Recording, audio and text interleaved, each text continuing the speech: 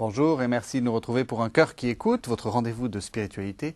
Aujourd'hui, je vous propose le thème du pardon et nous allons en parler en compagnie de Didier Rance. Bonjour. Bonjour. Alors, vous êtes diacre, vous êtes l'ancien directeur de l'AED, l'aide à l'Église en détresse. Vous avez participé à la commission des nouveaux martyrs qui a été créée par Jean-Paul II et vous enseignez également l'agiologie œcuménique, c'est-à-dire la doctrine des saints ou la vie des saints, à une université assez peu connue, qui est l'université de Lviv, en Ukraine. Qui est l'université catholique de Lviv, qui est la seule université catholique dans l'ex-URSS. Alors, vous allez nous parler du pardon, et pour commencer, je vous propose que vous nous lisiez un texte qui parle du pardon. Alors, je vais en lire deux. Je vais prendre deux homélies du Christ. Une fait deux phrases et l'autre fait une phrase, hein. Ce qui est pour les prédicateurs un peu barbares, dont je fais partie, une bonne leçon. Pour la première, donc un commentaire d'un texte de l'Évangile par Jésus lui-même, je ne lirai pas le texte de l'Évangile parce que tout le monde le connaît, c'est le Notre Père. Or, le Notre Père est suivi immédiatement d'un commentaire, car si vous ne remettez aux hommes leurs fautes, votre Père céleste, car si vous remettez aux hommes leurs fautes, votre Père céleste vous remettra les vôtres. Et si vous ne remettez pas aux hommes leurs fautes, votre Père ne vous remettra pas les vôtres. Et puis alors le deuxième texte, là je vais prendre le texte d'Évangile et l'homélie, le commentaire de Jésus. Encore une fois, il est très bref, une phrase.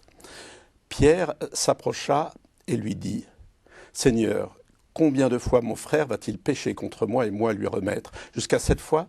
Jésus lui dit « Je ne te dis pas jusqu'à 7 fois, mais jusque 70 fois 7. C'est pourquoi le royaume des cieux est pareil à un roi qui a voulu régler ses comptes avec ses serviteurs. Il commençait à régler quand on lui a amené un débiteur de 10 000 talents. Comme l'autre n'avait pas de quoi rendre, le maître a ordonné de le vendre, avec la femme, les enfants et tout ce qu'il avait, et d'être payé. Le serviteur alors est tombé prosterné devant lui. Il a dit « Sois généreux avec moi, je vais tout te rendre. » Ému, le maître de ce serviteur l'a renvoyé et lui a remis sa dette. En sortant, ce serviteur trouve un de ses compagnons qui lui devait 100 deniers. Il le tient à l'étouffer en disant « Rends ce que tu dois. » Alors son compagnon tombe à ses pieds et fait appel à lui « Sois généreux avec moi, je vais te le rendre. » Mais l'autre ne l'a pas voulu. Il s'en est allé et l'a fait jeter en prison pour lui faire rendre ce qu'il devait. Quand ses compagnons ont su ce qui était arrivé, ils ont été fort attristés. Ils sont venus expliquer à leur maître tout ce qui était arrivé. Alors son maître l'a fait appeler. Il lui a dit « Mauvais serviteur, je t'ai remis toute cette dette parce que tu as fait appel à moi. Est-ce que tu ne devais pas toi aussi avoir pitié de ton compagnon, comme moi-même j'ai eu pitié de toi ?» Et son maître en colère l'a livré au bourreau pour lui faire rendre tout ce qu'il devait. Et voici l'homélie. Ainsi fera de vous mon Père céleste, si chacun de vous ne remet pas du fond du cœur à son frère. Il y a une sorte de commandement du pardon. C'est ça qui est toujours très frappant dans l'Évangile. On est obligé de pardonner, alors qu'en fait, c'est pas une obligation. Enfin, et on ne peut pas pardonner si on n'a pas envie de pardonner. Alors c'est un commandement, au sens des commandements de Jésus, c'est-à-dire c'est un commandement d'amour. Ça n'est pas une loi au sens de Kant, hein, fais ce que de loi. Le pardon pour Kant, c'est obéir à une loi, mais c'est Jésus qui, à partir de son exemple, il n'y a pas de plus grand amour que de donner sa vie, nous dit faites de même. Et quand on ne peut pas, il y a des gens qui ne peuvent pas, et justement, c'est ça que j'ai trouvé très intéressant, c'est dans votre approche, c'est que vous êtes beaucoup occupé donc de la question du martyr, etc. Alors, les martyrs, c'est tous des saints, c'est très bien, ils pardonnent, mais il doit y avoir des martyrs qui ne pardonnent pas. Bien sûr. Et j'ai rencontré, sinon les martyrs, par définition, c'est un peu tard pour leur poser des questions, oui, une fois qu'ils ont été martyrs, mais les confesseurs de la foi, oui, que ce soit en Europe de l'Est ou d'autres régions du monde, et j'en ai rencontré qui, très honnêtement, m'ont dit qu'ils n'avaient pas encore réussi à pardonner. Je pense à ce prêtre de Bulgarie qui avait passé une quinzaine d'années dans le goulag de ce pays, et dont un des bourreaux habitait juste à côté de lui, dans un certain luxe, alors que lui était vraiment une grande pauvreté. Donc c'était d'autant plus difficile et il me disait très honnêtement qu'il n'y était pas encore arrivé. Je crois qu'il ne faut pas se mentir à soi-même ni à Dieu, mais il faut essayer en tout cas. Il faut essayer, mais c'est-à-dire qu'il faut faire quoi? Il faut se forcer à pardonner alors qu'on n'en a pas envie. C'est quoi rentrer dans un commandement d'amour? Non, parce que dans ce cas-là, le pardon étant une forme de l'amour, je prends une des grandes définitions d'un docteur de l'Église de l'amour, aimer c'est tout donner, se donner soi-même, Thérèse de Lisieux. Hein. Donc le pardon étant une forme de l'amour qui est don, et même une forme tellement importante que le vocabulaire chrétien, le mot pardon est un mot, vous savez des fois sur les affiches, vous voyez le petit R avec un rond autour, là, Register and Mark, hein, comme le mot de martyr d'ailleurs, et quelques autres. C'est une marque déposée. C'est une marque déposée chrétienne. Après, beaucoup d'autres l'ont pris, et on s'en réjouit bien sûr, mais au départ, c'est un mot qui apparaît vers le 5e siècle à peu près, hein, et qui apparaît. C'est pas du tout un mot dans l'Évangile, le pardon. Hein, il existe, hein, je veux dire, bien sûr, et son commandement, comme vous dites. Mais le mot pardon n'existe pas, on va le voir après sans doute, c'est tout à fait un autre registre. Mais le mot pardon au sens de don qui va jusqu'au bout, hein, qui perd à travers tout le don, donc l'amour qui va jusqu'au bout, ça, il apparaît relativement tard, après plusieurs siècles. Hein.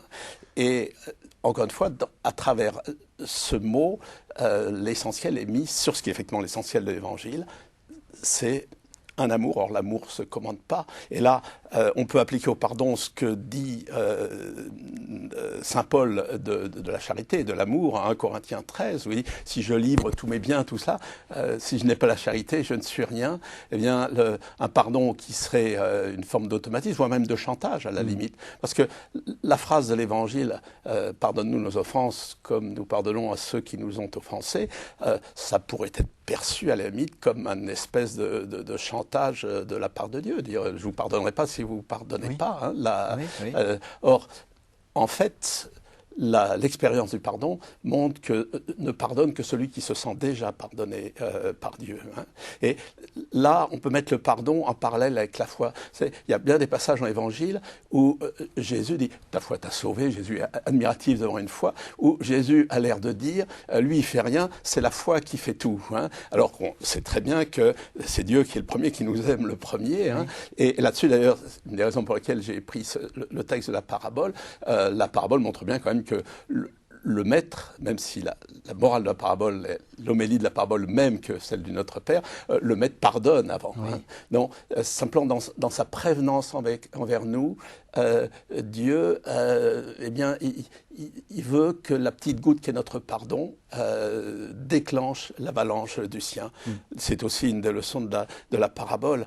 Les historiens nous disent que la somme que devait le premier serviteur était 600 000 fois supérieure, donc une infinité de fois supérieure à celle que son compagnon lui devait. Donc le pardon que nous donne Dieu est infiniment supérieur parce qu'il est Dieu à ce que nous pouvons donner, mais il veut cette goutte d'eau pour qui le déclenche, qui l'actualise. Concrètement, le pardon, c'est l'oubli. Justement, dans tous ces confesseurs de la foi que vous avez rencontrés, tous ces gens qui ont été éprouvés, ils ont tourné la page, comme on dit. C'est ça, pardonner? C'est se dire le passé n'a pas existé? Ça peut l'être, mais c'est pas ce qui est important.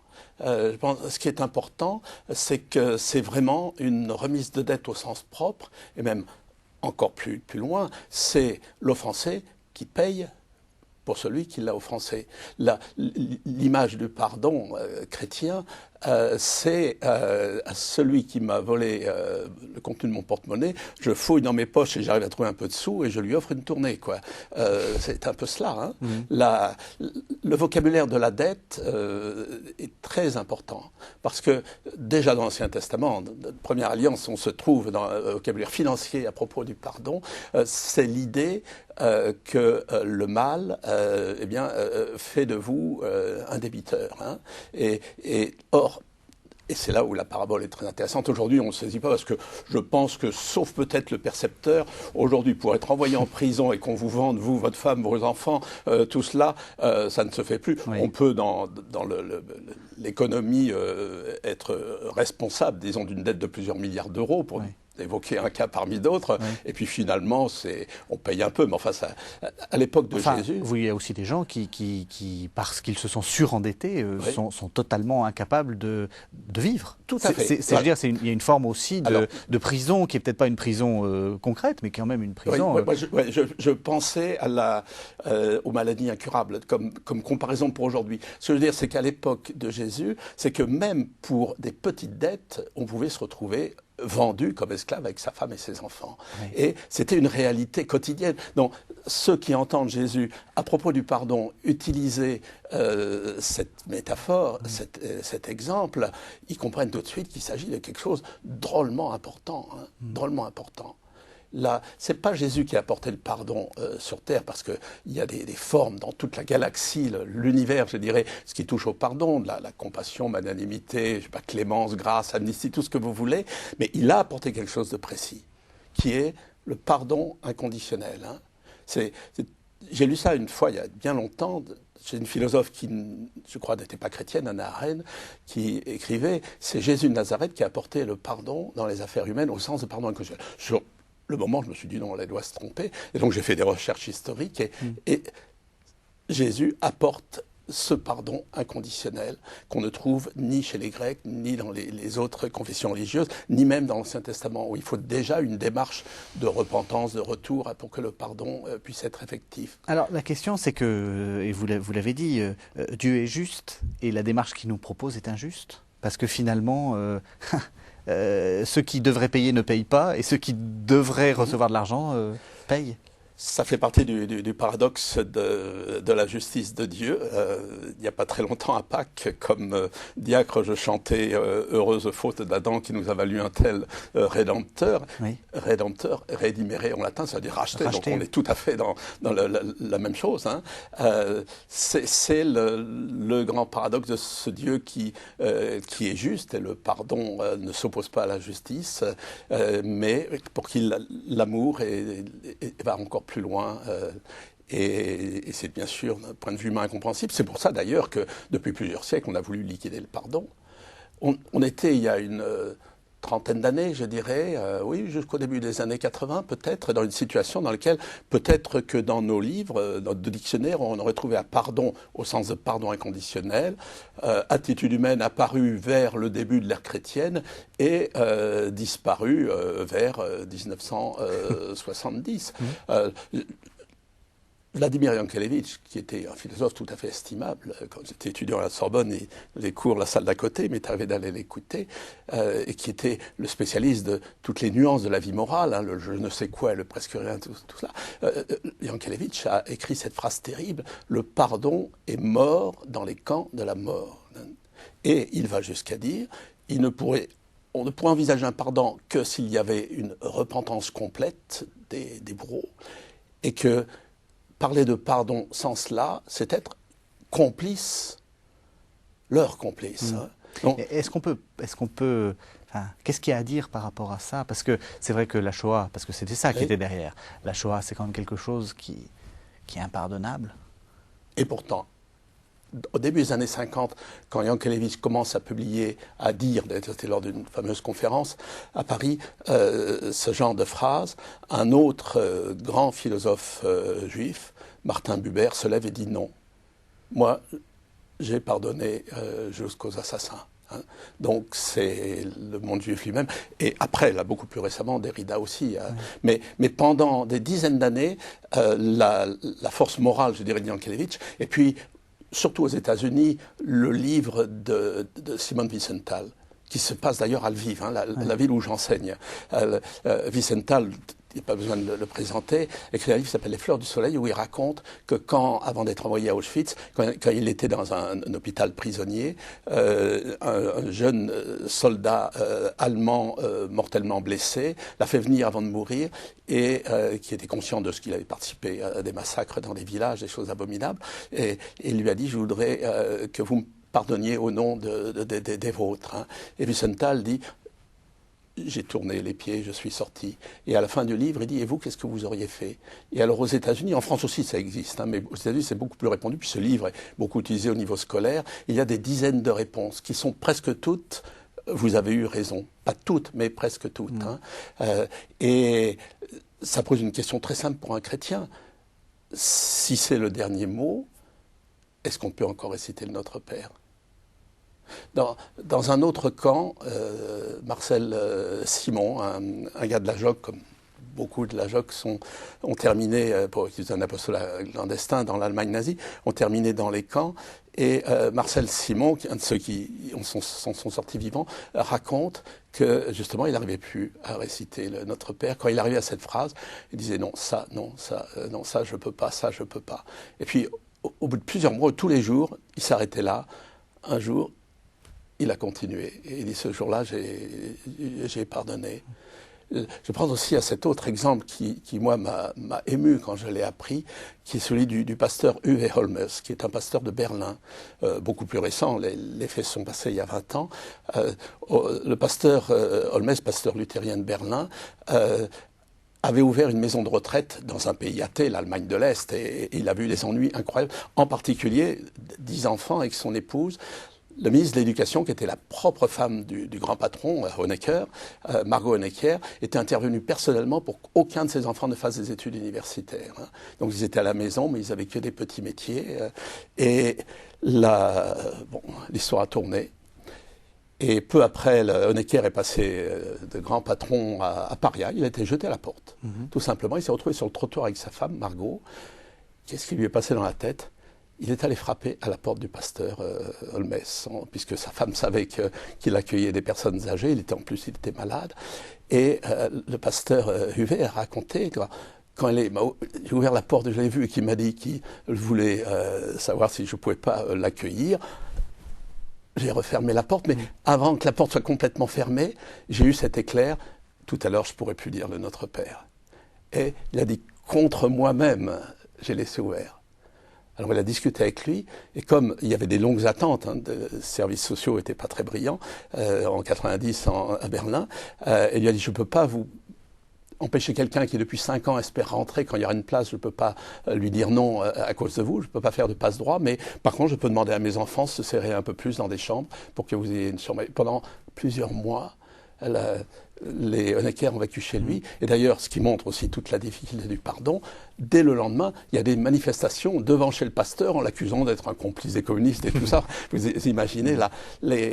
C'est un autre théologien, croate, lui, et je crois que pour conclure sur ce point, c'est important, qui est Miroslav Volf, très bon théologien aujourd'hui aux États-Unis, qui enseignait sur le pardon dans une ville qui était encerclée par les forces serbes, et Dieu sait s'il y a eu de tous les côtés d'ailleurs, des choses pas belles qui se sont passées. Et un de ses élèves lui pose la question, est-ce que vous êtes capable de pardonner aux Tchétniks, donc ceux qui sont en train de nous agresser et de faire toutes ces horreurs? Et Miroslav a dit non, je ne le peux pas. Mais le Christ le peut en moi. Et donc je peux essayer de faire qu'il le puisse en moi. Enfin, lui dire, fais-le en moi. Alors, vous avez dit qu'il y a beaucoup, que pendant très longtemps, le pardon n'était plus une valeur à la mode, si je puis dire. Est-ce que vous n'avez pas l'impression que c'est le contraire en ce moment? Et qu'on a une sorte de survalorisation du pardon, mais un pardon un peu... Vous savez, il faut se pardonner à soi-même, il faut pardonner à son enfant intérieur, il faut pardonner à ses parents, il faut une sorte de bien-être dans le pardon. Tout à fait. Alors, peut-être pour mettre en perspective ce retour du pardon et toutes ces ambiguïtés que je partage tout à fait avec vous, ces valeurs aussi d'ailleurs, oui, il faudra dire, il faut savoir que dans l'histoire du pardon, il y a quelque chose d'assez étonnant. Je parle toujours du pardon inconditionnel. Toutes les autres sont des dimensions importantes, mais je parle du pardon inconditionnel. Là, donc Jésus sur la croix, c'est un pardon inconditionnel. Il ne demande pas à ses bourreaux de demander pardon avant de leur pardonner. Étienne, c'est le miroir parfait, la Père ne leur impute pas, et puis après, d'un seul coup, ça disparaît. Oui, il y a très peu. Oui. Dans les premiers siècles, pourtant Dieu sait s'il y a eu des martyrs, et il le sait bien sûr. Là, c'était le frère Christian de Chergé qui remarquait ça, et d'autres aussi, Simon Legas comme spécialiste de cette époque, tout cela. Même s'il faut un petit peu nuancer, c'est vrai qu'il y a très peu. Et ensuite, il y a quelques années, j'ai eu en main les 12 ou 13 volumes de l'histoire des persécutions des martyrs de Don Leclerc, un bénédictin du début du XXe siècle, 6000 pages. Voilà, c'est ça. Et j'ai recensé, à plus que maintenant avec l'informatique c'est plus rapide, tous les cas de pardon sur 19 siècles. Je suis arrivé à 17, dont 2 sont un peu discutables. Ça fait donc moins d'un siècle. Moins d'un par siècle. Oui. Le XXe siècle, Jean-Paul II a dit que c'était le siècle du martyr, hein, justement à Lviv, on retombe une fois de plus sur cette ville où j'enseigne. Il a dit que le XXe siècle a été dans l'histoire de l'Église le siècle du martyr. Il a totalement raison, puisque les historiens nous disent peut-être 2 fois plus de martyrs au XXe siècle que les 19 précédents réunis. Hein. Et en même temps, l'histoire dira peut-être aussi le XXe siècle le siècle du pardon des martyrs. Pourquoi je dis cela? Parce que entre 90 et 95, une partie de mon travail a consisté à aller recueillir des témoignages sur les martyrs et 2 confesseurs de la foi. J'ai écrit une quinzaine de livres par pays et puis de synthèses là-dessus. Et j'étais très frappé, parce que je ne cherchais pas au départ, qu'à travers des récits de vie assez différents, j'ai entre le gosse de 10 ans, 12 ans, qui a eu quelques ennuis à l'école parce qu'il disait qu'il était croyant, et puis ces prêtres albanais qui avaient passé 40 ans et plus dans les camps et les prisons, la somme de souffrance n'est pas la même, mais pourtant il y a quelque chose de commun, comme une musique commune, je dirais, une mélodie commune, et que le pardon était dans cette mélodie. Et sans l'avoir demandé, je me suis retrouvé avec des dizaines de témoignages de pardon. Alors après, le jour où j'en ai pris conscience, j'ai un peu élargi, j'en suis actuellement à plus de 400. Hein. C'est-à-dire, en gros, 500 fois plus, bon, les chiffres, c'est à prendre comme ordre de grandeur, bien sûr, mais 500 fois plus, le siècle du pardon des martyrs. Et j'ai pas pu m'empêcher de me demander, mais pourquoi je préciserai d'ailleurs, peut-être pas tant le siècle du pardon des martyrs, il y a dû y avoir énormément de pardons simplement qui n'ont pas été relevés, le siècle de l'attention au pardon des martyrs, ce qui serait un peu plus juste. Et peut-être que, si vous me permettez de donner là-dessus mon témoignage personnel, le jour où vraiment j'ai compris cela, ça éclairera un peu la suite. Albanie, hein. L'Albanie, Jean-Paul II, l'histoire jamais connue, ce que vous avez connu, c'était pas la persécution, c'était l'extermination religieuse. 80% des prêtres catholiques, même pourcentage des prêtres orthodoxes martyrs. Donc il y en avait une poignée. Hein. Je suis allé les interroger presque tous pour écrire un livre sur eux. Et j'allais voir le père Anton Luli, un jésuite. Je savais qu'il avait passé plus de 40 années dans les camps et les prisons, et que là, comme il avait déjà écrit un témoignage, il avait vécu des choses, et j'avais été frappé par ça. Il disait que le pire, c'était pas les tortures physiques, mais à un moment, pendant plusieurs mois, il avait été descendu dans un queue de basse-fosse, enchaîné. Tous les matins, il versait un tombereau d'excréments humains, et pendant des mois, il a vécu là-dedans. Jamais nettoyé, un tout petit peu à manger pour qu'il ne meure pas. Et il écrivait que ça avait été la déshumanisation la pire pour lui. Juste avant d'aller le voir, j'ai failli rebrousser chemin, parce que l'imagination travaille un peu. Je me dis, mais il doit être abîmé. Hein. Là, il n'y a pas que les bourreaux qui s'abîment eux-mêmes. Hein. Il y a des choses tellement... Et il a fallu un peu que je me force pour le voir. Et puis, je le rencontre, effectivement, un visage très, très abîmé physiquement, par toutes ces années de torture, de souffrance, mais un sourire magnifique. Et on se présente, et puis il me dit, il faut que je vous raconte quelque chose qui m'est arrivé récemment. Vous voyez, je sortais de chez moi dans la rue, et puis, un peu plus loin, je vois marcher dans la rue, sur l'autre trottoir, un bourreau d'un des camps où j'étais passé, qui m'avait particulièrement fait souffrir. Alors, je traverse. Lui, au bout d'un temps, me reconnaît aussi, il change de trottoir, je rechange de trottoir, il fait de même, il n'a pas pu m'éviter. Et là, je lui ai ouvert les bras, je l'ai embrassé, je lui ai dit que je pardonnais. Et pas sur le moment, mais un petit peu après en y réfléchissant, je me disais, mais voilà, c'est ça la réponse. Le pardon, c'est l'amour qui se donne jusqu'au bout. On est tous dans ce grand problème vis-à-vis du mystère pascal. Il est indissociable, mais si vous mettez la croix, vous oubliez un peu la résurrection, ça, mais il a un sens chronologique, mais surtout un sens sur le fond. L'amour a quand même le dernier mot. Alors, on en revient maintenant à votre question. Malheureusement, nous n'avons plus le temps, parce que nous arrivons à la fin. On vous écouterait pendant des heures, Didier Rance, vraiment. D'habitude, je pose quelques questions rituelles. J'ai envie de vous en poser qu'une seule, question personnelle. Quel conseil donneriez-vous à quelqu'un qui vous dirait, si j'ai envie de devenir chrétien, avec tout ce que vous avez vu, tout ce que vous avez su, j'ai envie de devenir chrétien, par quoi dois-je commencer ? Ben justement, par le pardon. Là, et dans les petites choses, hein, on est tous pareils. On est prêt à pardonner les choses abominables, mais que votre femme vous attrape tous les jours parce qu'il y a ce petit truc que vous faites, ou vice-versa, ça, c'est vraiment dur. Hein. Et Jésus, il est là dans les petites choses. Hein, et il nous donne la force, et en dans des petites, peut-être qu'on sera aussi capable d'en faire des grandes. Il faut commencer par le quotidien. Ah, tout à fait, oui. La belle réponse de Thérèse de Lisieux à sa sœur qui disait « Je rêvais que tu allais mourir martyr, que c'est formidable. » Tu vois, je suis du calme-toi, commençons à coup d'épingle. Didier Rance, merci beaucoup. Alors, vous avez écrit plusieurs livres, vous en avez dit que vous avez écrit une quinzaine, j'en retiens quelques-uns. Vous avez préfacé, enfin fait un essai à Témoin de la vérité de Erik Peterson. Et donc, Erik Peterson, qui est un théologien, grand théologien du martyr, du martyr, voilà, dans les années 30, je crois. Hein. A écrit un texte et vous avez fait un essai sur Peterson, sur justement Témoin de la vérité. Et puis votre livre que j'ai ici, Un siècle de témoins, qui est publié aux éditions du Sarment, les éditions de Fayard. Et puis on peut aussi citer Prier 15 jours avec les martyrs du XXe siècle aux éditions Nouvelle Cité. Merci beaucoup Didier Rance. Merci.